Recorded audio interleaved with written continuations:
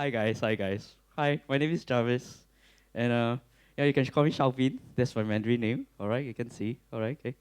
So today I'm gonna share with you my journey as a songwriter, a music producer, and an artist, or as a whole, why I do music professionally. So I started doing music through on the streets. I started playing music on the streets, and I started writing as well because it's always been a very personal experience for me. And yes, I always felt that it is a very good way for my audience to know me better through my words and tunes. Yeah, and in this industry, I think it's always important to meet people that care about you. And I met these three person, especially Mr. Eric Huang, Huang Yunren 老师. So he's the guy that wrote, do you all know 人质? So a lot of pop songs, and Xiao Han have written the new song for JJ Lin just I think last week. Yeah, so they are really renowned producers and writers locally and even worldwide in the Mando pop industry. So I actually met Mr. Eric Huang at a bar.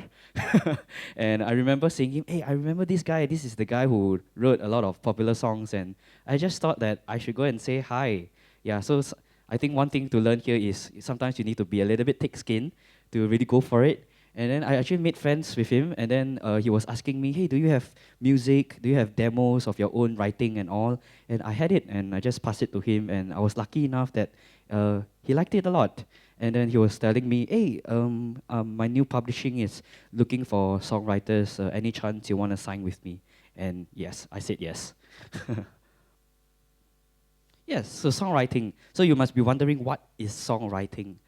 All right, so it's just these three big elements: lyrics, melody, and music arrangement, whereby lyrics can be English, can be Mandarin, or any language that you are comfortable with, or it can be just two together as well.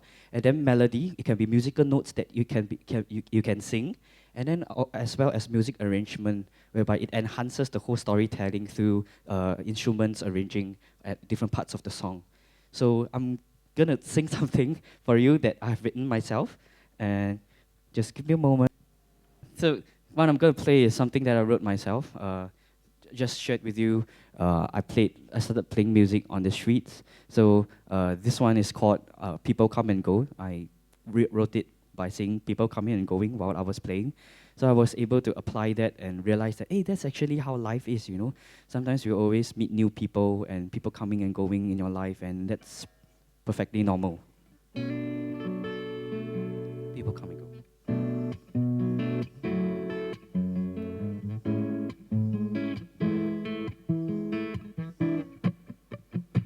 You gotta stop from searching the ones that are gone. Oh, oh. The truth is, people that are gone will never come back anymore. Oh, oh. Live yourself every day. Have it your own way. Keep a smiley face. The best ones are here to stay. People come and go. You gotta know, you gotta know. People come and go. There's nothing to hold, nothing to hold. Life will roll like a huge ball. Whoa. You should have let it go long time ago. People come and go. Come and go. Come and go. Come and go. Yeah, something like that.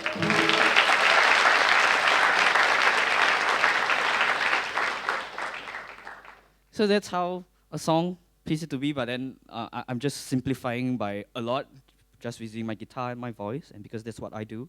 And of course, together with all three elements, right, together, we call it a demo, whereby you give a rough picture to the clients to know like how the song will be like, whether it fulfills their vision for their project.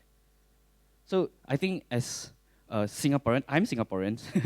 I think the first thing that we always think about is how do I make a living? How do songwriters make a living?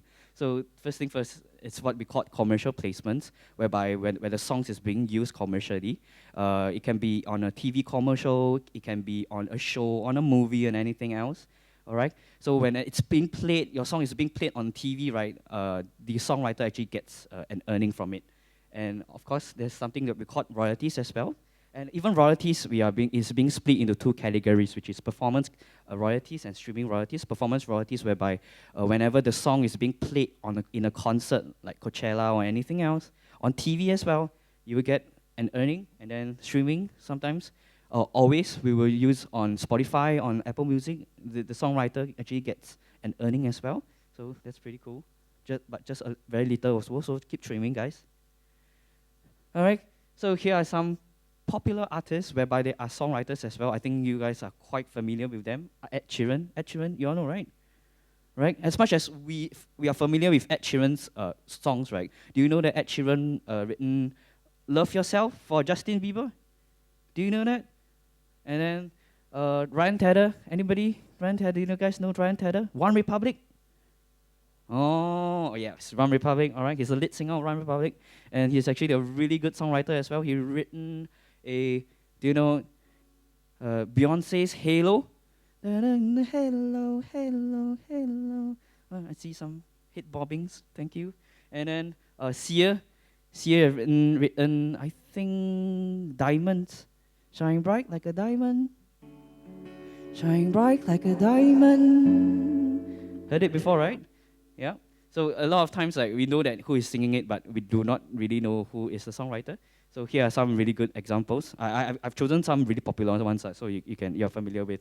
Actually started my stint as a songwriter in a publishing, and I wasn't really very good.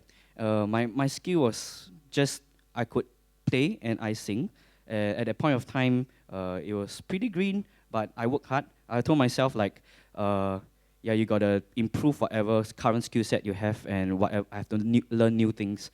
Whereby, as a songwriter, you need to learn how to use a DAW. It's a software whereby you use to record your voice and instrument. GarageBand, are you familiar with that?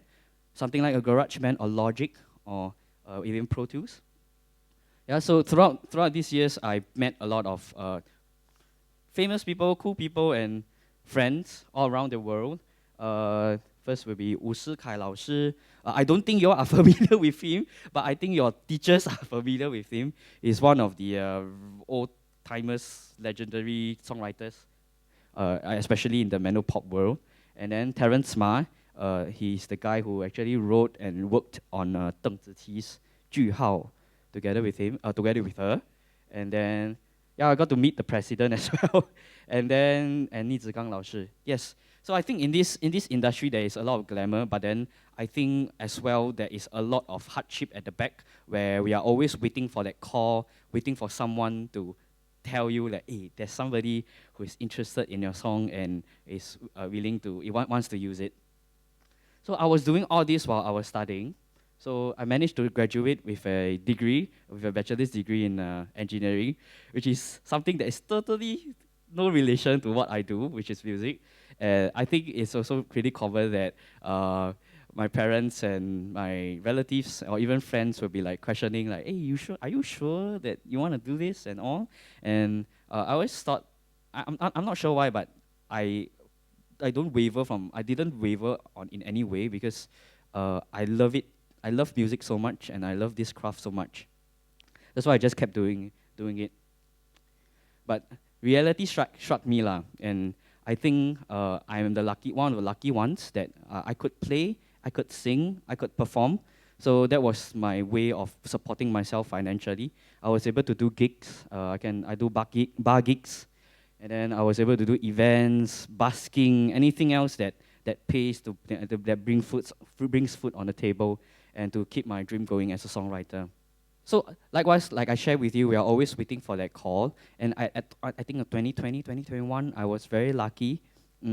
At that point of time, it was COVID. So I was going through a really bad time. Everything was suspended. Festivals are suspended. Gigs are suspended. I couldn't go out and play and make a living. And I was actually that was maybe the first time that I started like, maybe I should really move on from this thing already. And I was lucky enough, somebody gave a call and then told me that, hey, there's this guy at Hong Kong, really likes your song and he wants to use it. And of course, at that point of time, we always try to be grounded, lah. We don't want to believe into the hype because like it always ends up disappointing yourself. And but in the end, it really came true. I sold my first song, my first commercial placement. The song is called 蒙着嘴说爱你. It's called, if I want to directly translate it, is covering your mouth and saying I love you.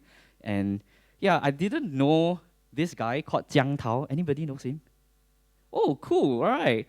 All right, 2 hands. All right, good job. I didn't know him. I didn't know him. And when they said that, I was like, okay. I guess at least it's something good, right? At least it's something because people are always saying like some songwriters can never ever sell something within 10 or 20 years or never even do and never get any commercial placement. So that's what happened. And when it was released, it was quite a huge surprise because I started getting DMs, I started getting texts on Instagram, like people from the Jiang Tao's fan club tagging me, telling me, oh, it's such a great song, and telling me that they love it so much. I was truly shocked. So to this day, when I think last check, the song reached 20 million, which is to me it's like a huge wow because like that's my first commercial placement, and even on Spotify it has reached 11 million. I haven't even checked other platforms, so I think that's pretty encouraging on my end, and it really encourages me to keep going. Yeah. So since then, I want to talk a little bit more about the song. So I shared with you on demo production. So back then, I do not know how to use a DAW. So a lot of the songs was recorded through a demo, through voice memo. I guess you guys have iPhone, right? And then we just recorded through, just press record and then play through, just one take.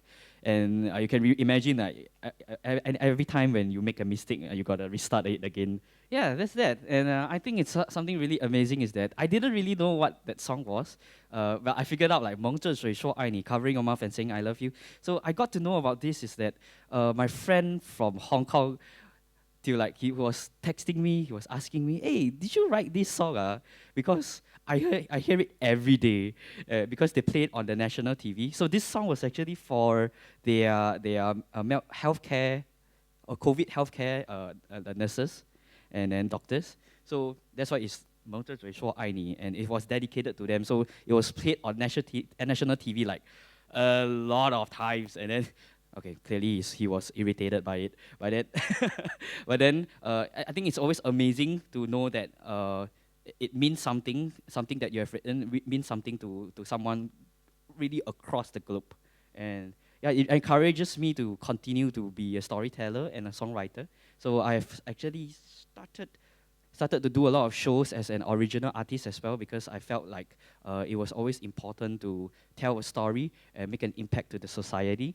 And just to share, last year I managed to do a headline show at a ticket headline show in Esplanade, which is quite cool for an indie artist locally. And last week I released something. So yeah, if you like to, please go and subscribe and stream it for me.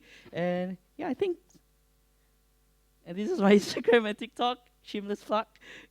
And yeah, so a little bit of lessons that I want to share is that I think there is a lot of glamour that is expected in this industry.